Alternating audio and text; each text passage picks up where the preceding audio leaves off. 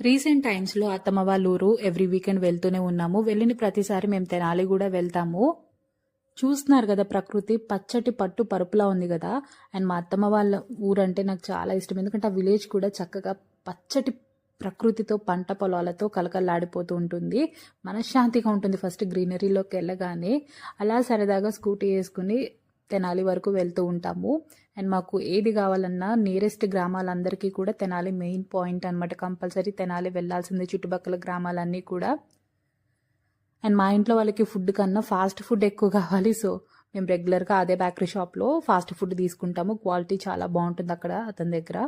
And అత్తయ్య వాళ్ళ ఇంట్లో పోపు వేసుకోవడానికి పోపు బాండీ లేదనమాట. అది తీసేసుకుని ఈ తమ్ముడి దగ్గర పానీపూరి కోసం బయలుదేరి వచ్చామనమాట అసలైతే.